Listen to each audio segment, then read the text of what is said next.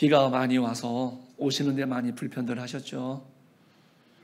요즘은 그냥 계속 내리는 장맛비가 아니라 멈추었다가 갑자기 그냥 폭우로 내렸다가 이제 이런 현상들이 자꾸 반복이 되고 있다 보니까 여러분들 다니실 때 굉장히 조심하셔야 되겠고요. 항상 안전사고 나지 않도록 또 건강 잃지 않도록 여러분들이 항상 기도하고 또 서로가 서로를 돌아볼 수 있는 그런 귀한 우리 믿음의 성도님들이 되셔서 오래도록 같이 이렇게 예배드리고 함께 즐거운 마음을 가지고 지냈으면 참 좋겠습니다. 우리가 살아가면서요, 그 인지 부조화라는 이론이 있습니다. 혹시 들어보신 분 있으십니까?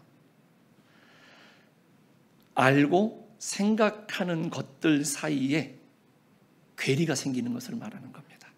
예를 든다면 내가 부자가 되길 원해요, 나는. 그런데 부자를 보면 싫어해요. 좀 표현이 그렇지만 미국이라는 나라는 내가 예를 들어서 너무 싫어. 일본은 너무 싫어. 그런데 일본 제품, 미국 제품은 굉장히 쓰고 있다는 거죠. 이런 것들입니다. 진실이 무엇인지 알면서도 그 진실대로 살게 되면 내가 손해라는 것을 알아서 그렇게 살지 못하는 것. 이런 것들을 인지부조화라고 합니다. 우리의 삶 속에 참 많은 부분들이죠. 근데 이게 세상 가운데만 있는 줄 알았더니 신앙 안에도 인지부조화라는 것이 있더라고요. 믿는다고 하면서도 내게 유익되는 한에서 믿겠다. 희생을 해야지만이 빛이 있고 선한 영향력이 있다라고 하는 것을 알면서도 내가 희생의 주인공이 되기는 싫다라는 것이죠. 전도해서 그 전도가 생명인 줄 아는데 전도는 못하는 겁니다. 뭐 교회 밖이나 교회 아니나 이런 우리들의 모습들, 이걸 인지부조화라고 하는데요. 그래서 우리는 아는 것만큼 살고 믿는 것만큼 따르는 이러한 것이 필요한 시대가 되었다라는 겁니다. 성경을 보면은요, 예수님을 믿는다는 게 결코 쉽지 않습니다. 한국교회는 예수님을 믿으면 복받는다. 이런 메시지를 통해서 좋은 결과를 얻었고 현재의 부흥을 이룬 것이 맞습니다.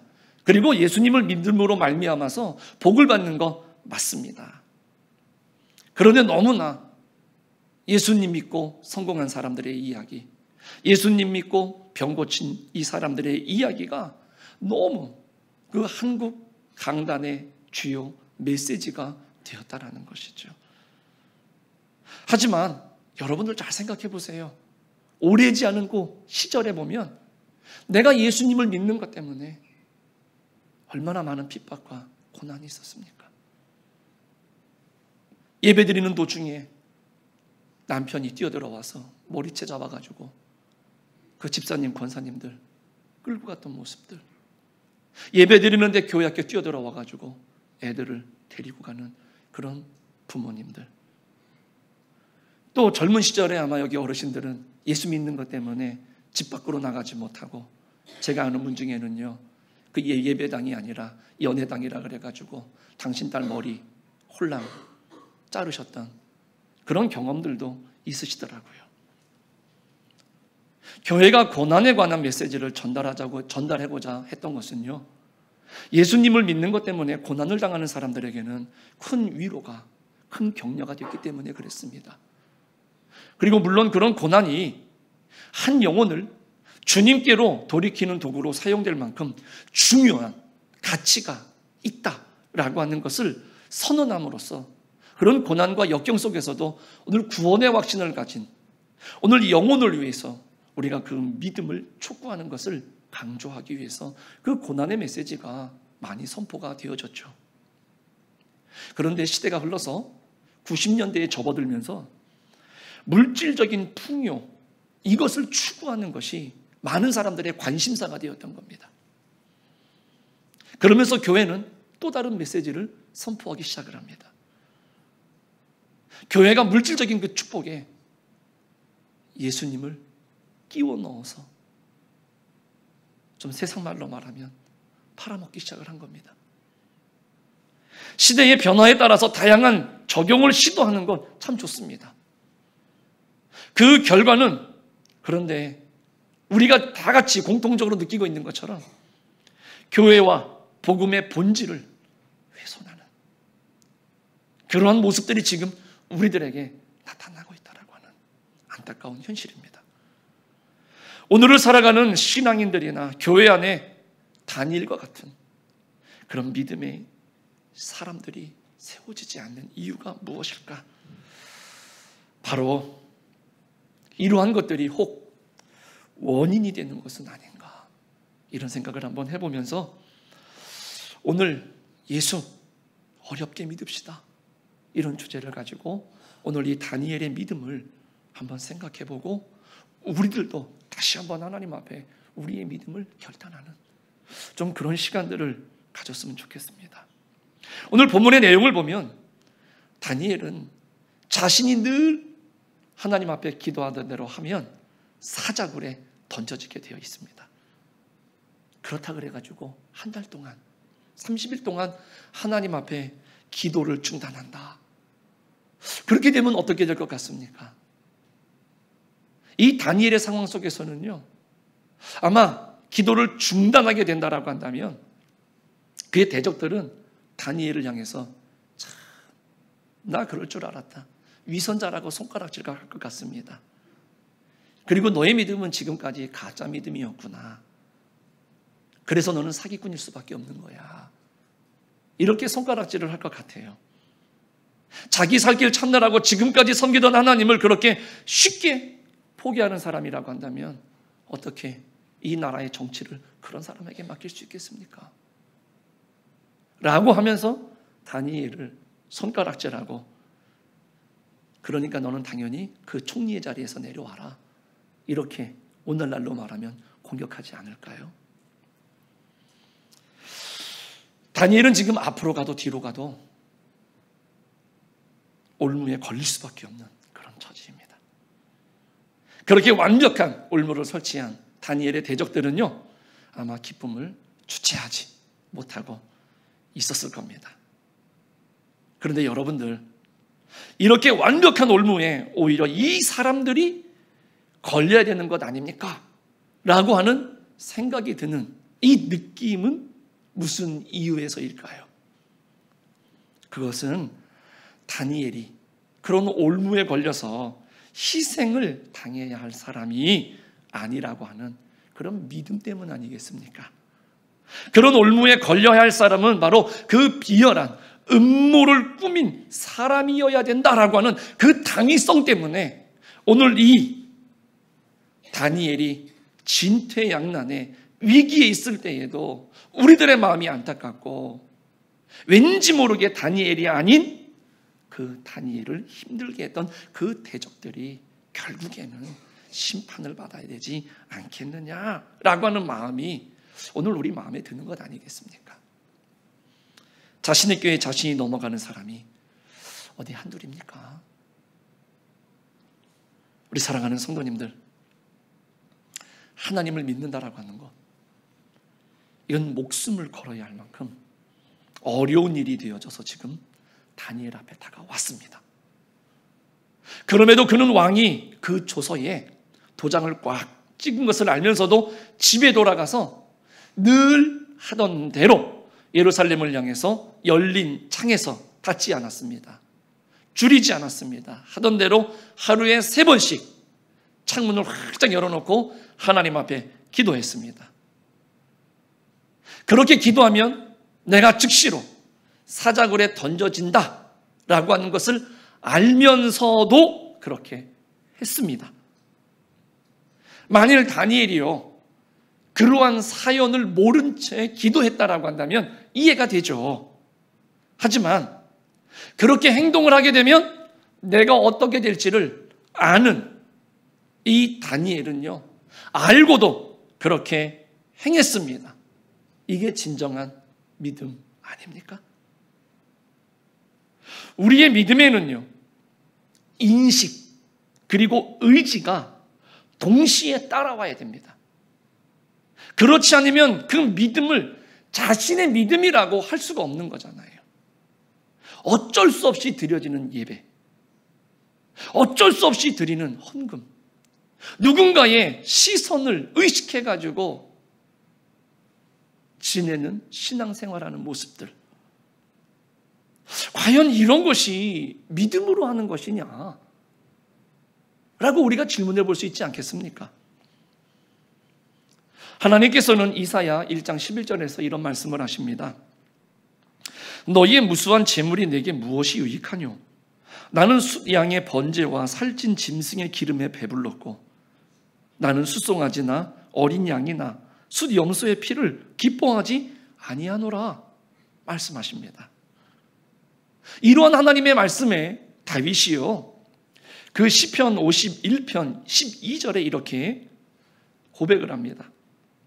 주의 구원의 즐거움을 내게 회복시켜 주시고 자원하는 심령을 주사 나를 붙드소서라고 부르짖습니다. 자원하고 기쁨으로 하는 순종에는 분명한 인식이 있습니다. 그런 제사와 예배, 그러한 헌신만이 참된 믿음의 표현이라고 할 수 있는 것이죠. 그러나 현실적으로 다니엘의 믿음과 행함을 실천한다라고 하는 것, 여러분들이 만약 다니엘의 입장이라고 한다면 쉽지 않은 선택이 될 것입니다. 알기 때문에 더 고민이 되는 거고요, 알기 때문에 더 고통스러운 겁니다. 사자굴에 던져지게 될 것을 뻔히 알면서도 하나님께 기도하는 예배 행위를 포기하지 않는 이 다니엘의 행동, 이 행동은요, 그 친구들도 똑같았어요. 내가 왕의 금신상에 절하지 않으면 내가 풀무불에 들어가게 된다라고 하는 것을 알았습니다. 그럼에도 불구하고 그 사드락, 메삭, 아벳느고, 이 다니엘의 세 친구도 끝까지 절하지 않았습니다. 똑같은 상황이죠. 여러분들, 아브라함을 보십시오. 이삭을 백세에 낳았습니다. 정말로 눈에 넣어도 안 아프겠죠. 근데 그 아들을 바치라고, 그것도 네 손으로 잡아서 번제로 각을 떠서 드리라는 겁니다.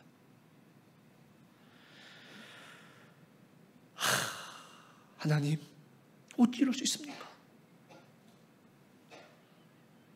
이렇게 말하면서 저는 도저히 못하겠습니다. 이렇게 배신할 수는 없는 일 아니겠습니까? 왜요? 그 아들을 누가 주셨어요? 그 백세에 하나님이 주셨어요. 만약 그가 정상적인 이성과 상식을 가진 사람이었다면, 즉 우리와 같은, 저와 같이 아주 평범한 사람이었다라고 한다면 말로 할 수 없는 그런 갈등이나 그런 고통을 겪었을 겁니다. 아마 여러분들도 이런 상황이 되어진다라고 한다면 엄청난 고민과 갈등을 할 수밖에 없을 겁니다. 이처럼 하나님을 믿는다라고 하는 것, 하나님의 말씀대로 내가 살면서 조금이라도 실천하려고 한다라고 하는 것, 이게 정말 이렇게 힘들고 어려운 일입니다.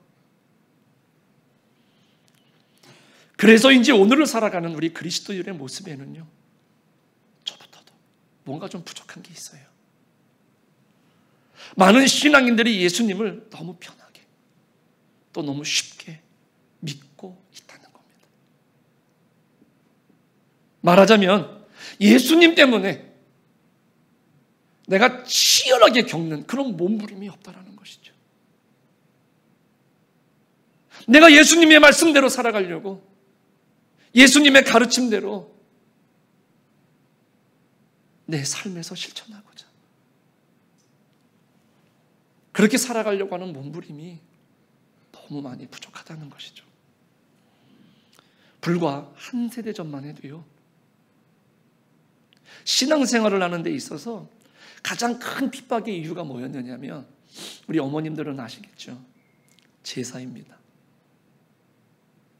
저도 어릴 적 시절에 그 제사 문제 때문에 저희 아버지가, 저희 어머니가 신앙생활 하시면서 안 겪어도 될 고통이나 안 들어도 될 그런 자존심 상하는 말을 많이 듣는 것을 보았습니다. 그래도 끝까지 그 믿음을 지켜주신 게 지금 돌이켜보니까 얼마나 감사한지요. 그런데 오늘날 그 제사 때문에 우리 젊은 우리 어머님들 고난받거나 많이 힘드십니까? 아마 예전에 비하면 거의 그런 일은 없을 것 같습니다. 이제는 종교적 신념 때문에 그 불이익 당하는 것을 사회가 더 이상 용납하지 않는 그런 시대가 되었거든요. 우리는 너무 쉽고 편하게 예수님을 믿을 수가 있게 되었다라는 것이죠. 그런데 그게 진짜 올바르게 신앙생활하는 것이냐라고 하는 것을 우리는 또다시 한번 질문해 보셔야 돼요. 그렇게 편안하게 아무런 문제 없이 살아가는 게 이게 신앙생활인 것처럼 우리들이 시대를 지금 살아가고 있습니다. 자신에게 좋은 일이 생기면 하나님은 찬양과 감사를 받으시게 되어 있어요. 그런데 사자굴에 들어가라 하나님이 말씀하시면 그 순간 하나님은 배척을 당하시는 겁니다. 결국 예수를 믿는다는 것은요, 구원에 관련된 문제가 아니라 내 자신의 필요에 따라서 하나님이 움직여주기를 바라는 기복적인 그런 문제가 되고야 말았다라는 것이죠. 여러분들, 왜 하나님이 우리에게 고통을 주실까? 고난을 주실까? 한 여인이 주름살 가득한 얼굴로 슬픔에 잠겨 있습니다. 그리고 가슴을 치면서 통탄하듯이 이렇게 말을 내뱉습니다. 나에게 왜 이토록 고통스러운 일만 가득하게 하십니까? 차라리 인간으로 창조되지 않았다면 얼마나 좋았겠습니까? 울부짖습니다. 얼마나 힘들었으며 얼마나 고통스러웠으며. 그런데 그 모습을 옆에서 지켜보고 있던 한 여인이 조용히 웃으면서 그 여인에게 말을 건넵니다. 당신은 아직 완전하게 창조된 것이 아니랍니다. 지금도 조물주께서 당신을 만들어가고 있는 중입니다. 그렇게 위로를 하더라는 것이죠. 히브리서 11장 36절에서 38절의 말씀을 보니까는요, 어떤 이들은 희롱과 채찍질 뿐 아니라 결박과 옥에 갇히는 시험도 받았으며 돌로 치는 것과 톱으로 켜는 것과 시험과 칼에 죽는 것을 당하고 양과 염소의 가죽을 입고 유리하여 궁핍과 환난과 학대를 받았으니 이런 사람은 세상이 감당치 못하도다. 저희가 광야와 산중과 암혈과 토굴에 유리하였느니라. 이렇게 말씀합니다. 이런 믿음으로 살아가는 사람들이 세상이 감당하지 못할 사람이다 라고 분명하게 성경은 우리들에게 선언해주고 있습니다. 이들도 자신의 선택으로 예수님을 부인하고 내가 살 길을 찾을 수가 분명히 왜 없었겠습니까? 우리는 얼마든지 손해보지 않고 오히려 이익이 되는 길을 선택할 수도 있었을 겁니다. 이것이 세상 사람들의 일반적인 반응이겠죠. 그러나 그리스도인들에게는요, 그리 아니하실지라도 라고 하는 반응이 있다라는 것이죠. 아무리 어려움과 고통이 앞을 가로막아도 원망 대신에 힘있게 주님 앞에 부르짖겠다라고 하는 반응을 보이게 되는 것이죠. 우리가 삶을 살아가다 보면 우리가 이해할 수 없는 일들이 많이 벌어지지 않습니까? 누군가로부터요, 고통을 당할 수도 있고요. 또 여러분들도 살다 보면은요, 저 역시도 그랬지만은 아무리 생각해도 내가 왜 그랬을까? 한순간에 내가 뭔가에 쉬운 것은 아니었을까? 도대체 내가 나를 봐도 이해가 안 되는 또 누군가를 바라보면서 저 사람이 어떻게 저럴 수가 있을까? 라고 하는 그러한 일들을 통해서 또 내지는 내 삶 속에서 내게 왜 이런 일이 일어났지? 왜 나만 이렇게 힘들고 불행한 것일까라고 할 만큼 힘든 어려운 일들이 오늘 우리 앞에 찾아올 때도 분명히 있지 않습니까? 그것 때문에 고통스럽고 그것 때문에 많은 눈물을 아마 우리 성도님들은 흘려보셨을 것 같습니다. 예수님을 믿기만 하면 한순간에 모든 고통이 행복으로 변할 것이라고 믿는 사람들도 있습니다. 그런데요, 하나님께서는 자주 우리의 기대와는 다르게 우리들을 인도해 가시다라는 것이죠. 이럴 때 우리는요, 그리 아니하실지라도 내가 주께 의지하오니 주는 내 하나님이십니다 라고 고백할 수 있어야지 진정한 그리스도인인 줄로 믿습니다. 하나님께서는요, 고난 속에 있는 우리들의 기도를 들으시기 전에 분명하게 보시는 게 하나 있더라고요. 그게 뭐냐면 바로 우리 마음의 태도이더라고요. 우리를 고난 중에 여전히 남겨놓으실 때에 나타나는 그 마음의 반응을 하나님은 유심히 관찰하시더라고요. 그래서 다윗이 고난 앞에서 이러한 고백을 했던 것 같습니다. 여러분들이 너무나 잘 아는 말씀이에요. 시편 119편 71절입니다. 고난당한 것이 내게 유익이라. 이로 말미암아 내가 주의 율례들을 배우게 되었나이다. 아마 이런 심정을 가지고 하나님 앞에 기도했을 때 다윗은요, 내가 왜 그런 짓을 했을까? 내가 왜 사람을 죽였을까? 그리고 내가 왜 잘못한 것을 덮으려고 했을까?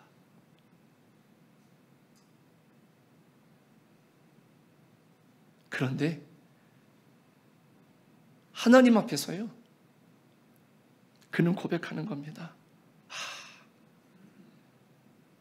내가 그 고난당한 것이 오히려 유익이었구나.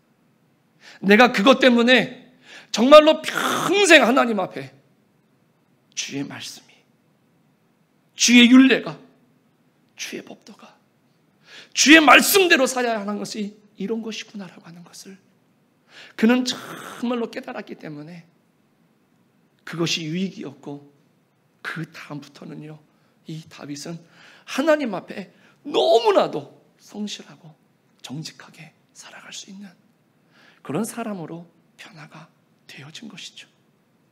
그런 마음의 상태, 그런 회개의 마음을 주님이 받으시고 다윗에게 새로운 기회들을 여전히 허락하신 것은 아닐까, 이런 생각을 한번 해봤습니다.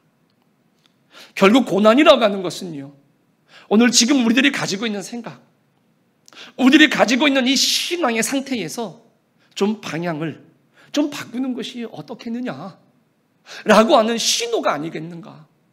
나는 내가 잘하고 있는 줄 알았는데 이러한 고난과 내가 설명할 수 없는 어떤 그런 벌어진 일들을 통해서 아니구나, 내가 간과하고 놓친 것이 있었구나, 내가 더 하나님 앞에 겸손하고 더 기도해야 되는데 내가 하나님 앞에 붙들리지를 못했구나. 그래서 이 고난을 통해서 하나님은 돌이켜야 될 시점인 것 같다. 그래서 상상할 수도 없는, 그리고 생각하지도 못하는 그러한 일들을 통해서 나 스스로를 주저앉히고 뼈저리게 이 다윗을 돌아보게 하신 것처럼 우리 모두를 돌아보게 하시는 것은 아닐까, 이런 생각을 한번 해봤습니다. 예를 들어서 여러분들 난로에 손을 탁 댔어요. 뜨겁죠. 그러면 어떻게 해야 됩니까? 손을 얼른 떼야 되는 것이죠. 난로에 손을 딱 댔는데 뜨겁습니다. 그럼 빨리 떼라 라고 하는 신호거든요. 그런데 그것을 무시하고 계속 대고 있으면 어떻게 될까요? 더 이상 감당할 수 없는 엄청난 화상을 입게 되는 것이겠죠. 그런 의미에서 오늘 이 고난, 우리에게 유익한 것이라 이 다윗은 자기 삶의 체험에서, 근데 저도요, 이 말씀의 의미가 무엇인지를 이제서야 깨닫게 되니, 여태까지 말씀을 보았지만은요, 참 내가 너무 하나님의 말씀을 쉽게 봤구나, 이런 생각을 한번 해보는 시간이었습니다. 그러나 여러분들 걱정하지 마십시오. 하나님은 그 고통을 아무에게나 무조건적으로 허용하시지는 않는다는 것이죠.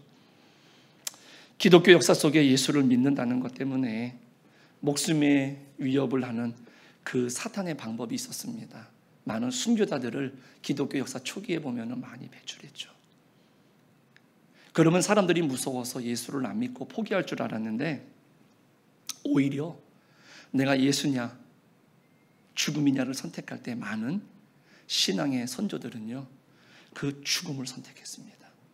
즉 예수님을 위해서 내가 죽는 길을 선택을 했다라는 것이죠. 그래서 더 확실하게 예수를 믿는 사람과 그렇지 않은 사람들이 확연하게 구분이 되어졌고, 그 믿음을 더 확실하게 견고하게 만드는 그러한 실패를 사단들은 가지고 온 것이죠. 그래서 오늘날 우리 사회에는 훨씬 더 간교하고 훨씬 더 우리가 알아차리기 힘든 방법으로 사단은 우리들의 믿음을 시험합니다. 굉장히 사소한 일로 믿음을 시험한다는 것이죠. 그래서 별로 중요하지 않다고 생각되는 일에서 우리는 믿음을 지키고 하나님께 순종하는 일에 실패하는 경우들이 참 많이 있습니다. 다니엘이 약한 자들의 올무에 걸렸지만 우리는 그것을 쉽게 같은 입장에서 마음으로 용납하지 못하겠죠. 많은 사람들은 거의 습관적으로 하나님이 계시다면 어떻게 저런 일이 일어납니까? 라고 하겠죠. 일어나서는 안 될 일이 일어난 것에 대한 체념인 것이죠. 그리고 그 고통을 표시하는 말이죠. 맞는 말입니다. 만일 하나님이 안 계시다면 그런 일이 일어나도 괜찮습니다. 상관이 없어요. 그러나 공의를 베푸시고 공평하게 행하시는 하나님은 살아 계신 줄로 믿습니다. 그런데도 그런 일이 일어났어요. 그런 감당할 수 없는 어마어마한, 해명할 수 없는, 설명할 수 없는 그런 고통 중에 우리들이 있습니까? 그 다음 단계는 뭐가 되겠습니까? 공의의 하나님이 개입하셔서 그것을 바로 잡으시는 일인 줄로 믿습니다. 여러분, 믿음이 무엇입니까? 왜 우리가 예수를 믿습니까? 그리고 예수를 믿는다라고 하는 것은 우리 일상생활에 어떤 지금 영향을 미치고 있습니까? 우리의 삶 속에 예수 믿는다는 것이 불편하고 힘드십니까? 아니면 사는데 아무런 지장이 없으십니까? 기본적으로 예수님을 믿는다라고 하는 것은 불편하고 힘들고 손해보는 일이 맞습니다. 왜요? 세상이 추구하는 가치관은 하나님의 나라의 가치관과 전혀 다르기 때문에 그럴 수밖에 없어요. 우리가 예수를 믿는다고 하면서도 세상이 추구하는 가치를 중요시하고 세상이 가는 대로 따라간다라고 한다면 불편할 게 하나도 없겠죠. 그러나 하나님 나라의 가치를 추구하면서 말씀에 순종하려고 한다면 얼마나 많이 부딪히겠습니까? 얼마나 많이 불편하겠느냐라는 것이지요. 사실은 그게 진심으로 예수를 믿는 모습 아니겠습니까? 예수 믿고 복 받는 것보다도요, 예수 믿고 고생하는 것이 진짜 예수를 믿는 모습 아니겠습니까? 그러면서 우리 속에 그 예수님이 각인되는 거겠죠. 정말로 내 안에 계신 예수가 그 순간순간마다 사라지는 거겠죠. 그래서 내가 하나님 앞에 성숙하고 내 믿음이 더욱더 하나님 보실 때에 아름답고 귀한 신앙으로 발전해 나가는 것 아니겠습니까? 이름만 그리스도인, 무늬만 그리스도인, 이런 사람이 아니라 정말 우리 대광교회 성도님들, 예수님을 믿는 것 때문에 고민하고 고통하는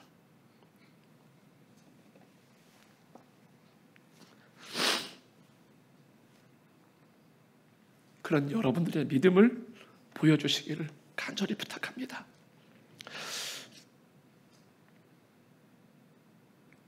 다니엘이 결국 올매에 걸렸습니다. 그래서 사자굴에 던져졌습니다. 하나님이 안 계시다면 일어나도 괜찮은 일입니다.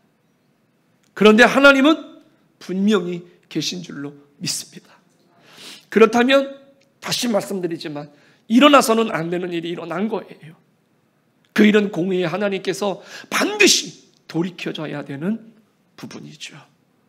이게 바로 우리의 소망 아니겠습니까? 여러분들 억울하십니까? 불의를 당하셨습니까? 내가 예수 믿는 것 때문에 어마어마한 손해를 봐야 됩니까? 심지어는 내가 가지고 있는 모든 것을 다 잃어야 되는, 그런데 설명할 수 없는 그러한 처지에 있다 할지라도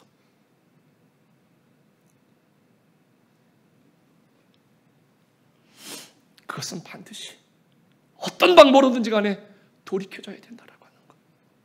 그 공의의 하나님을 신뢰하는 것이 우리의 소망이 되어져야 될 줄로 믿습니다.